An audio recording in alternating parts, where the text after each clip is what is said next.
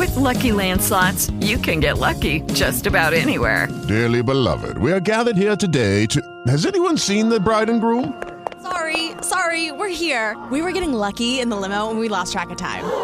No, Lucky Land Casino, with cash prizes that add up quicker than a guest registry.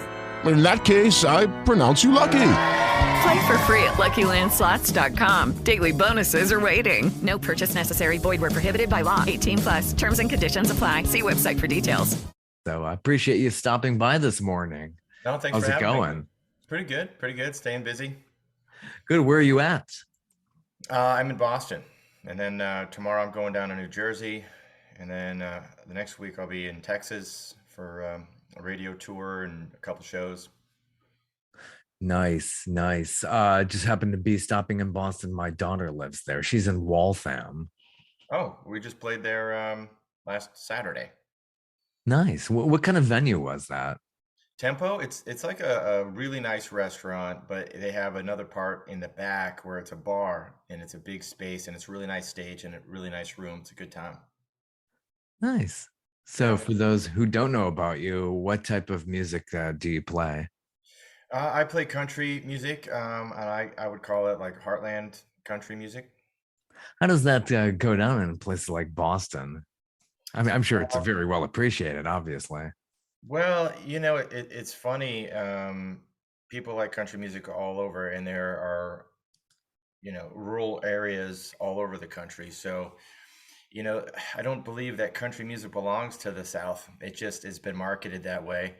My dad from Oklahoma, he met my mom touring up in Massachusetts, because he came up here because there's a demand for it. A demand for country music. I mean, Kenny Chesney sells out stadiums up here. So does, a lot of other artists do. So the idea that Southern music belongs to the South is, it's just a marketing idea. Even, I'm not sure if you had a chance to watch Ken Burns' documentary on country music, but even the first country artists were, caricatures. Hillbilly caricatures. Yeah. A lot of the hit songs were written by guys from New York City. Isn't that amazing? Yeah. And one would never know that without, watching a doc like that. Yeah. Ken Burns. Well, little things like the banjo, right? You think, when it was that Burt Reynolds movie, Deliverance, you think you think it's coming from, the banjo is from Africa. Yeah. Yeah, And so few know that. I love the first episode. It was talking about the rub from different cultures, African Americans, and working class people, and mostly in the South. They're playing music together. Yeah, Where music came from. fascinating. Yeah, it's I'll like keep going. I'll just yeah. It really is. Those really perceptions that are built over time, and yeah, it's easy to market to label people and just box them in the corner. And I'm sure any A&R person will tell you it's like you got to easily label. So that's how you sell the records. Yeah, it is what it is. Yeah, it really is. So the latest is very nice country tune, Hangover. Yes. What are that Lovely. single's origins there? Well, I write with a few different people that I really enjoy writing with, and whenever I write with them, I always ask, what else do you have? Because I'm always looking for a good song. I'm an okay writer. I'm pretty proud of a lot of songs I've written, but I am not afraid to record other people's songs. And Hangover came from this guy Willie Morrison, who I've been writing with. And it didn't appeal to me right away because it was so, I don't know, the demo that I heard was very, I don't know, I don't know the adjective, but it didn't appeal to me. But my manager was like, well, listen to it again, because I've been listening to it and it's starting to really get in there. I'm like, okay. So I was like, oh yeah, all right, duh, yeah, of course. But it's so Willie Morrison and a couple other gentlemen wrote that particular song. And we've been holding on to it for a while. I recorded it last May 2021, and we have a bunch of songs from that Nashville session with Bill McDermott. And there's some great songs in there. And Hangover is just a great fun party song. Yeah. It's what it is. We all need that during something like the pandemic. It just has some really fun lyrics. It really kind of stood out to me. We ain't stopping until the morning light. Yeah. Really, I just fun lyrics. It reminds me, who was really kind of tongue in cheek with was Toby Keith, and I love that song. Let's talk about me. It's just like that. That's like totally encapsulates the internet age. For sure. And the fact that a lot of us were home, it's like, well, we can't go out to bars right now, so let's just stay home. That's what basically the song's about. Staying home and drinking with a person that you care about or enjoy being around, and working on Hangover midweek. midweek. It's so true. So true. Yeah. Yeah, it really helps. It really does in this time. Hangover. So we can get that anywhere on any of the digital platforms. Yeah, any of the digital platforms or my website, HoustonBernard.com, if you feel like downloading it and supporting a independent artist. Yeah, and there's so many. That's why I like doing this podcast. There's so much talent out there, and especially during the pandemic when you couldn't perform, you couldn't get out there. It's really nice to have like this venue at least saying, "Hey, look what's here. This is something new. Don't keep listening to the legacy or the classic artists. There's just so much out there."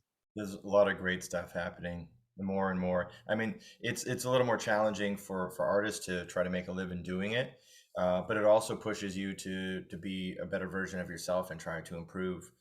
And then not to and competition is good in the sense that it helps you grow and be a better version of yourself. But it's also, there's a lot of camaraderie.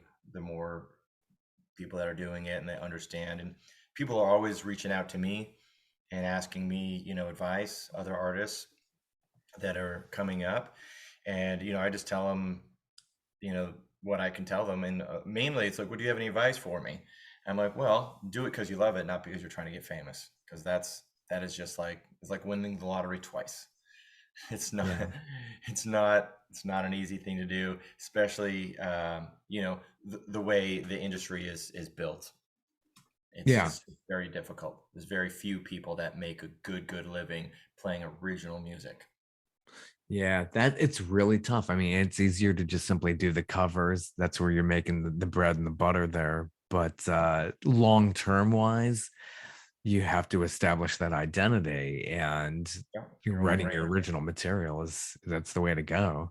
Yeah, and luckily, I'm able to do you know, a lot of original music with my covers when I do like a full club night, the club nights, or even private parties. Sometimes people are like, "Well, play a few of your own songs. I like these songs." They check me out and they see some of my music. So, um, because I put that effort and that time and so many years into trying to improve my craft and what I'm doing, I'm able to do more originals with those nights that you're supposed to only be doing covers. Yeah, But that's great. festivals, Yeah. yeah, festival. I've been pretty lucky. I'm working hard too, but festivals and stuff like that, I do a lot of. It's like 90% originals because I'm. If you want to hear covers, you know that's not me. Just covers, But a club night, yeah, you got to keep people interested. Play what they know. I have a couple venues. Like when I do fly out dates, there's a couple venues out in California that are just like, okay, only two originals because that's not what we do here. And I'm like, well, Yeah.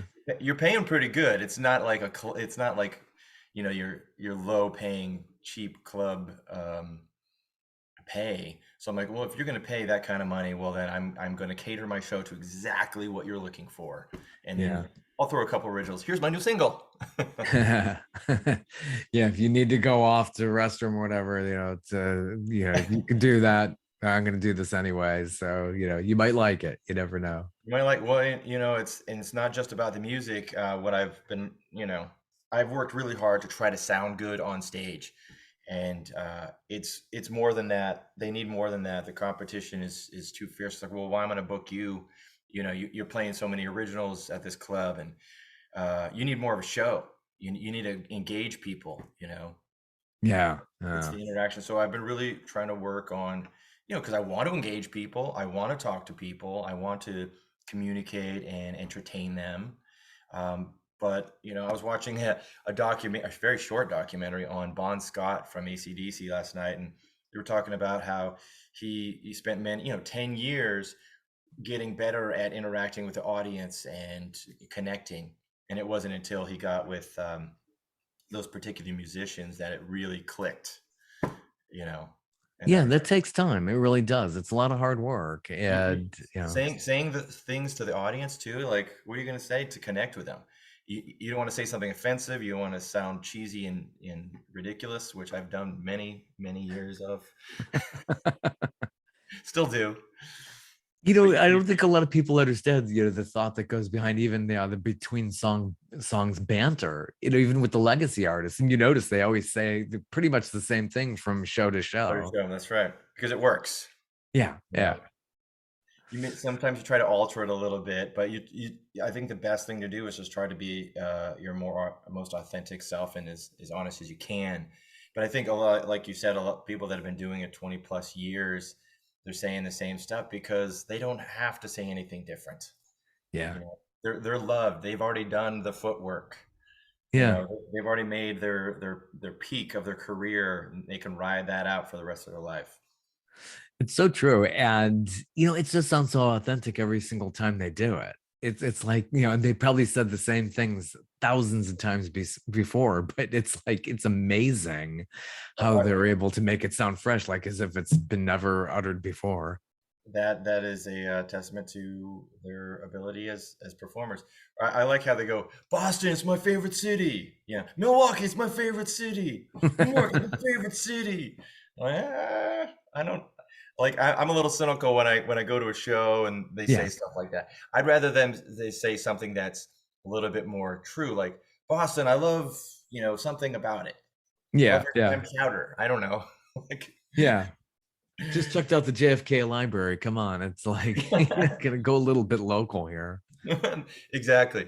Or when they wear the jerseys of a local, I'm like, oh man, you're pandering. Pandering. I take a little offense to that, unless it's really true. Like, Kenny Chesney actually likes the Patriots, right? Like, actually does. But he's not going to wear a Patriots jersey in Dallas. Don't pander to me. Just be honest with me. Yeah, I think that's true. Just be your true, authentic self. So you have worked in different environments, so whether it's acoustic, full band, do you like that variety, or do you have a preference among all that? Oh, I like the variety. I was just in Nashville and I played some acoustic writers rounds. I really enjoy that, being with other writers, especially, man, there's some really good writers that I was able to see. I'm like, wow. Especially they're really young. Like, a lot of them are like 18, 19, and they're doing their thing. I'm like, there's so much raw talent, and it's so authentic. This young girl wrote about her father, who was in the military for her whole life, and she wrote a song for him. And I'm like, ooh. I said, how did you get during the writers round? How did you get through that song, singing to your dad? Because she's like, I didn't. I broke down. And I'm like, of course you did, because how can you sing a song like that and be so honest? And it's people in the military. It's not just about the soldiers, and that's huge, but it's also about their families that support them through all that while they're away for so long. So that was really touching. But for me, performing, I love performing with a band because I get to do less music usually and more performing. And when it's acoustic, I really have to make sure I'm really on it and sounding good and all that. It's a lot to be able to mix all those things, musicianship with performance, and like the communication between the band and all of that, and just trying to do good and not suck. It's hard. Big goal. Yeah, it is. I love really it. is. Especially music. It really is. I love the challenge of it. So touring, do you have a lot of stuff that you're like taking on the road with you? A lot of gear? Is that really tough going from venue to venue? Regionally, because I'm mostly in the Northeast right now, and I'm heading out. I'm doing more in Texas. I'm really trying to break into the scene out in Texas. So it's more acoustic out there right now. But I'm charting. One of my songs is charting at 42 on the Texas Regional Country Charts, which is awesome. I get to go visit my dad in Oklahoma a little bit. But yeah, regionally, like this weekend, I'm taking my whole system out, and I'm sometimes I'll rent a van, big van, and take everybody in it, and we'll go. But this particular weekend, I'm doing a second gig that's acoustic at some private event. So we need to take multiple cars. We got 3 cars going. I'm covering gas for everybody, which is astronomical, as you know. Crazy, especially in the Northeast. Gosh, up to $6 a gallon by now, I would think. No, I think that's California's up to $6. I was just out there, or $6.50, I think it was. Oh my gosh. But no, it's I was just passing. It's like $4.50 right here. Yeah, not too bad. And we're not too far behind here. I'm in the Atlanta, Georgia area. Oh, cool. So, yeah, it's around $4.10 a gallon. So yeah. I should drive down there, fill up my tank, and no, that's a terrible idea. You can base yourself out of the Southeast here. I can't wait to get back down to like North Carolina and Georgia. I haven't had many shows down there, so I'm hoping to do that. Oh yeah, it goes over really well, and there's so many good venues. To give a little plug to the Atlanta Convention and Visitors Bureau and all the other outlying cities around here. Yeah, this stuff does really, really well in this area. We haven't found any venues that'll book me. I'm at that level where it's like just above club level, but not theater level, or I'm up filling rooms like that. But I'm still going at it. I got a lot of music I'm proud of, more 4+ albums with a bunch of singles, and I've got a bunch of material ready to record. I've got a bunch of material ready to release, but I'm really focusing on Texas right now, and I just feel like it's a different place. It's a whole different place, and so far they've been so accepting. I was doing a radio tour a couple weeks ago, going to all these little small towns, Comanche and Lampasas and Abilene, and I was going to the radio stations, and I was trying to get another gig. I only had like one acoustic gig, and I was trying to get another gig.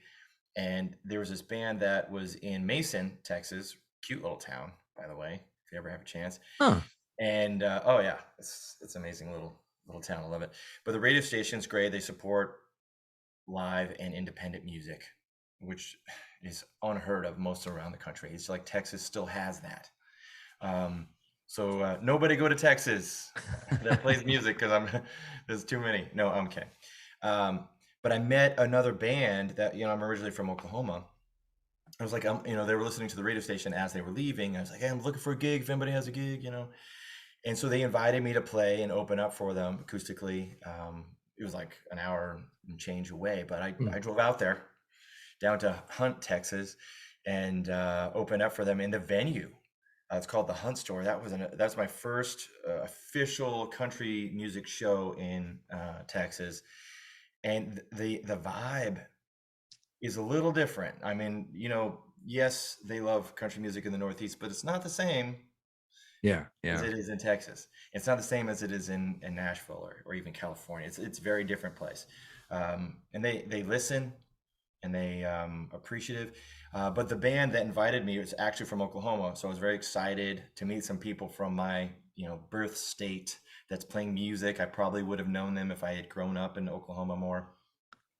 So that was very exciting.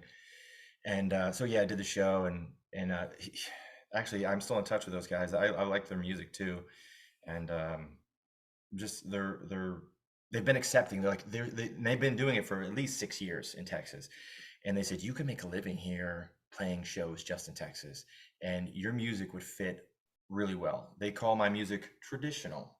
I'm like, traditional? It feels modern to me, but that's maybe because I'm old. I don't know. But no, seriously, they call it like a 90s style, because I consider it heartland music, and the modern music, country music that's coming out right now is very processed. It's very pop. Not to say there's anything wrong with that. What I'm saying is that that's not really what I do. So my music goes over well. Lucky Land Casino, asking people, what's the weirdest place you've gotten lucky? Lucky? In line at the deli, I guess? Aha, in my dentist's office. More than once, actually. Do I have to say? Yes, you do. In the car before my kids' PTA meeting. Really? Yes. Excuse me, what's the weirdest place you've gotten lucky? I never win and tell. Well, there you have it. You can get lucky anywhere, playing at LuckyLandSlots.com. Play for free right now. Are you feeling lucky? No purchase necessary. Void where prohibited by law. 18 plus. Terms and conditions apply. See website for details. Okay, round two. Name something that's not boring. A laundry? Ooh, a book club.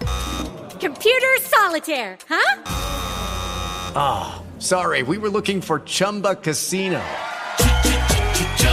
That's right, ChumbaCasino.com has over 100 casino-style games. Join today and play for free for your chance to redeem some serious prizes. ChumbaCasino.com. No purchase necessary. Void where prohibited by law. 18 plus. Terms and conditions apply. See website for details.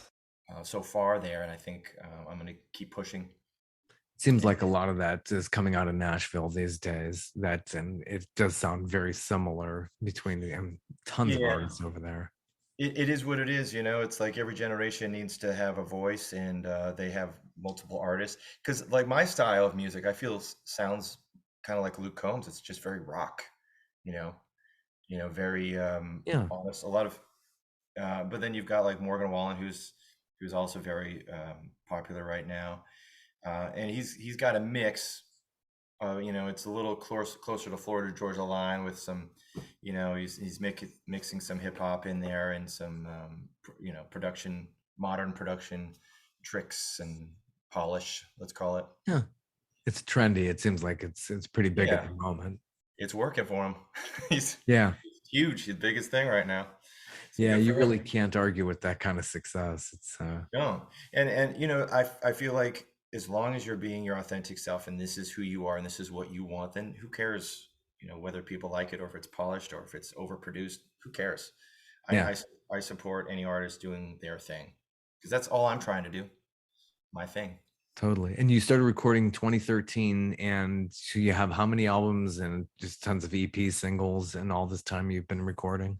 Yeah. So, I've recorded many other styles of music in different bands and different projects and different albums, but for country music, 2012 I think recorded, but released it 2013. That was like a kind of a classic style EP, and then did a full album in 2015, a little bit more modern, a little bit prog rock in there. That's Knockin' Boots. Is that the Knockin' Boots is that's the longer album. That particular song has a bit of a prog rock feel, even though it's very blues based, halftime, and it's not something you'd hear on the radio, but that song is people love that song. I'll probably do that song next time I go out to San Diego, which is the venue we play out there. They're very pop driven. As soon as the set's done, they go right into a dance club.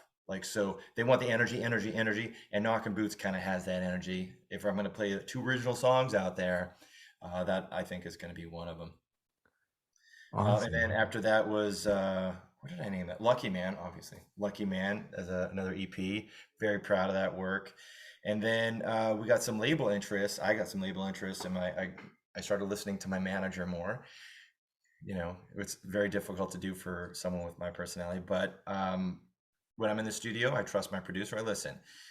When I have a manager or somebody that I can trust, and who support me all through the pandemic without getting paid, then I know for sure that this is the right person for me. So I started listening to her. We got some label interests that said, well, we like him, we like his sound, blah, blah, blah, but he doesn't sound very Nashville. So she introduced me to Bill McDermott in Nashville and said, well, let's record some stuff.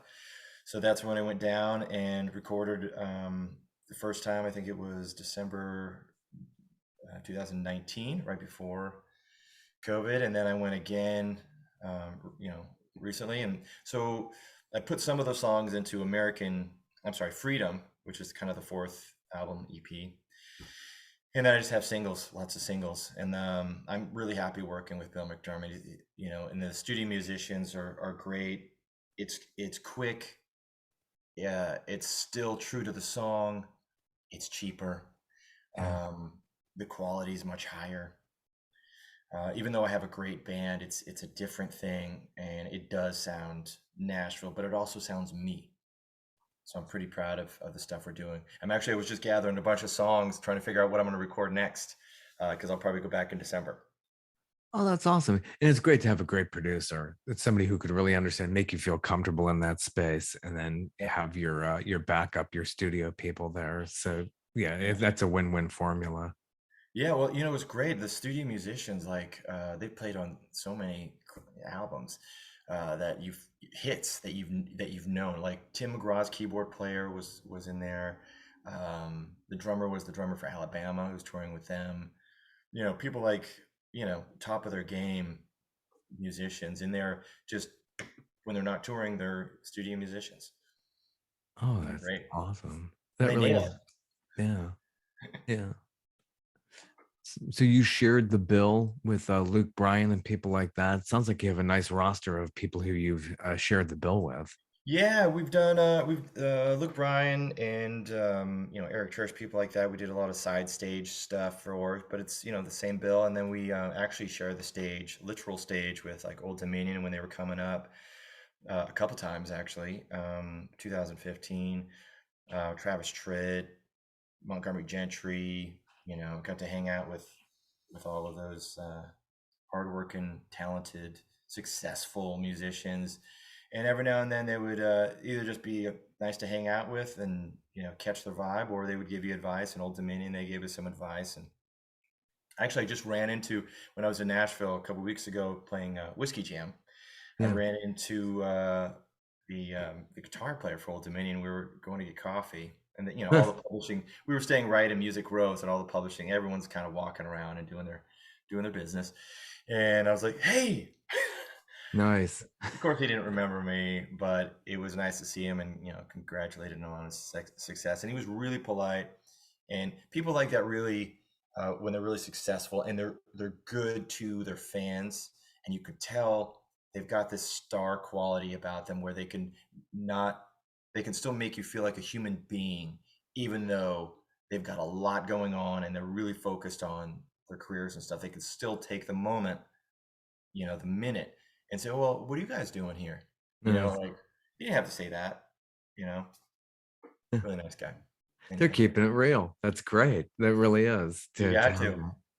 So out of your entire catalog, do you have a favorite? I mean, you consider songs your babies, and you have a favorite one, or it's just like, nah, I can't really go there and do that. I mean, I love them all just equally.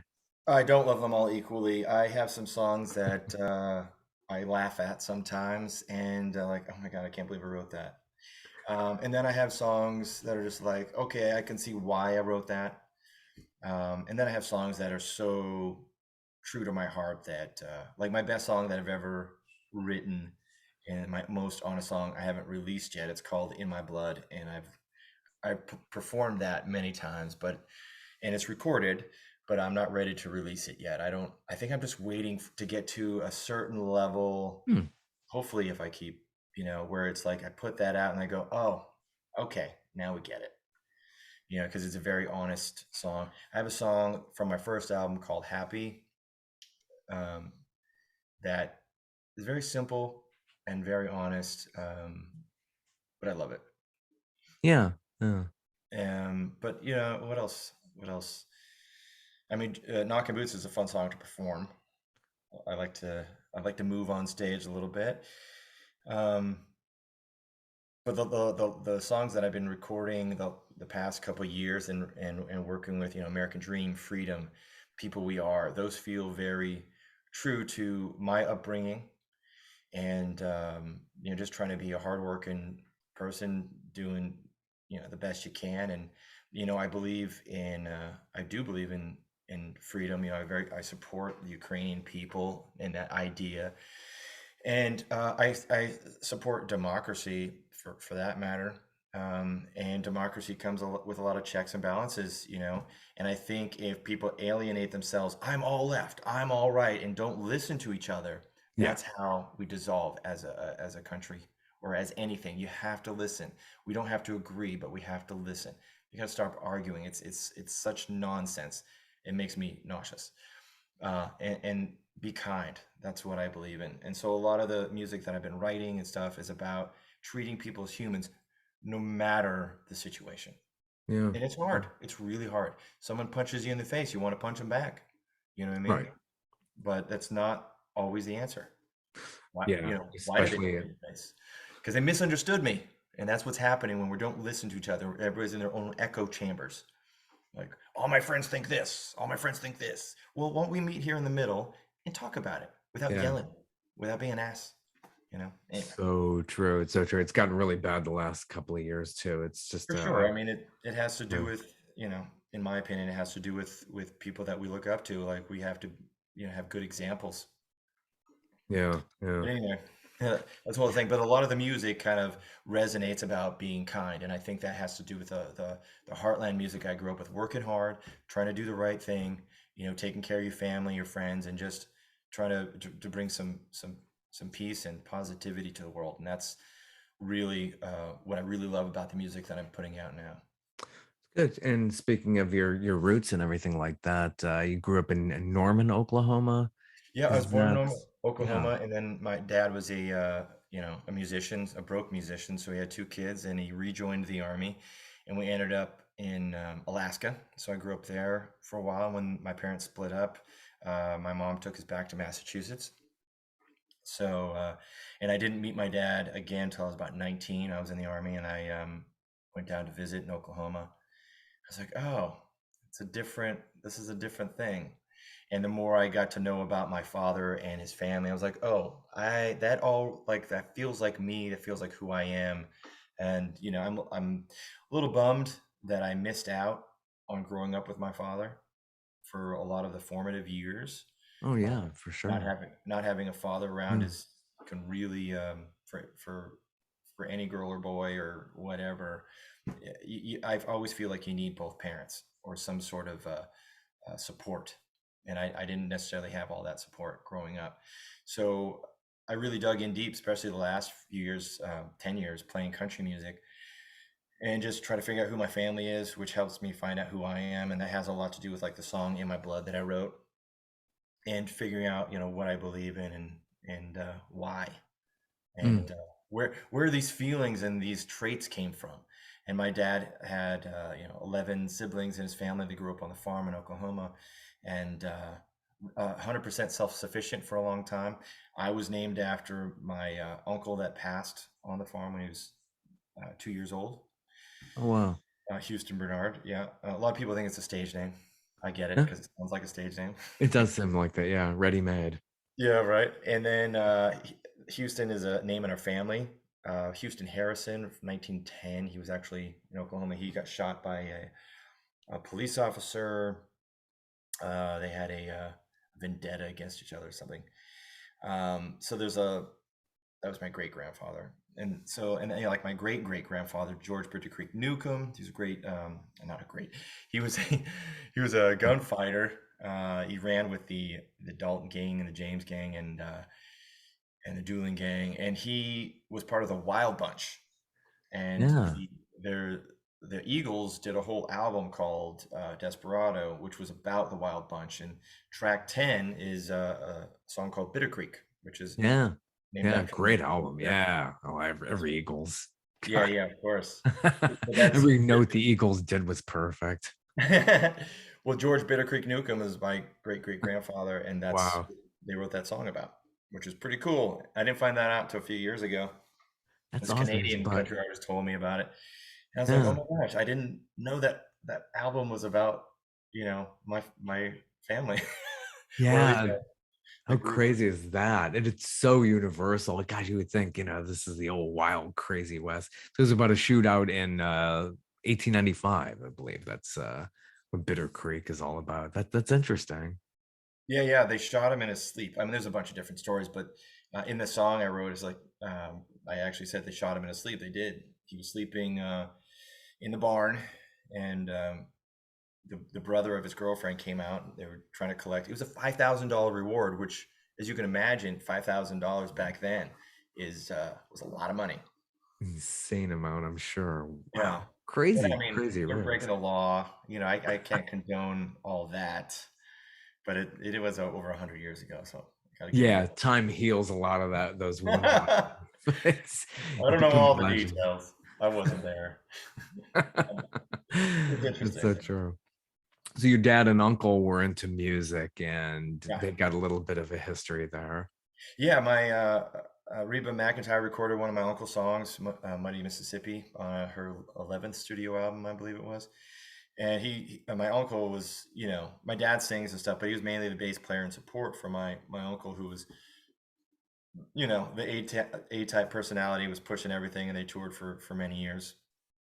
And even till my uncle's death back in 2003, he was still in music, and he was writing a movie actually about our great grandfather and writing a soundtrack to it and everything. But yeah, they backed up a lot of different acts. Tanya Tucker, they were one of her first backup bands. Wanda Jackson, who's, what do they call her? She's the first lady of rockabilly. Yeah, so you got some serious rockabilly influences there too. Yeah, and I also grew up, like, my main influence musically was Elvis. It was very rockabilly. Oh gosh, yeah. And they toured with who else they toured with? Who was on the same label as Elvis? They toured with Sleepy LaBeef. Sleepy LaBeef, exactly. Yeah. How cool is that? It was really cool. And I saw him when I was about 13 years old at the there's a venue here that I wanted to play for many years. He's like, someday you'll be up here. And I was like, a few years ago that finally came true. I would actually be able to, and I performed on that stage 3 times now. Very excited about it. Yeah, so the Rebel Brothers were pretty big back in the 70s. Yeah, as a touring act, yeah, and things were different. I'm not saying positive or negative, but they were different. Like the Rebel Brothers, like, they're from the South, even though my dad definitely leaned left probably during that time. Things change as you get older too, but the idea of a rebel or Southern, like, it wasn't as, as we've learned, there's a whole different view of it now. So they used to dress up in rebel uniforms or something, and wow. Yeah. I'm like, all right. That wouldn't go over today, I don't think. Not at all. Not at all. No. Totally wouldn't. I mean, wow. I think it's good to be, in my opinion, good to be conscious of how people are feeling, and be respectful of how people are feeling. But I think there's extremes in every direction that is not helpful.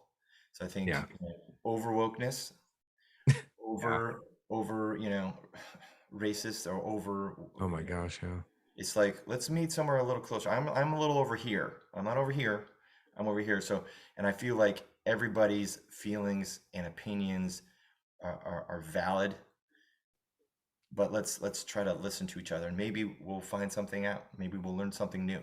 And I think that's what was great during the lockdown, especially, is where we didn't have much, to do, and so a lot of us were searching and listening and getting perspective, and just trying to figure out, that's why a lot of people have left jobs, right? During that time, because they're like, you know what? I've been working my butt off and I don't even enjoy this. What am I doing? Let me rethink. Yeah, I have a second to breathe. Let me rethink. What do I want in my life? Yeah. That's what happened to me too. I had taken over a 5-star spa, and because of COVID, I was like, you know what? I don't necessarily want to be working this hard. Yeah. Doing 80 hours a week worth of work. Let me get perspective. And I think by listening and looking inside and listening, people can find perspective and maybe not be so angry about stuff. Yeah. Hopefully, fingers crossed, it does get better. Yeah, absolutely. You got to work it, Yeah, totally. Well, I really appreciate you stopping by. And thanks for having me. I hope I didn't blabber on too much.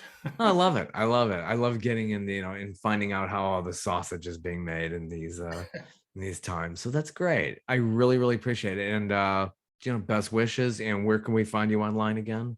HoustonBernard.com is the best spot. I'm on all the socials. Cool. Spotify. Wells Fargo presents one of the surest ways to grow your money.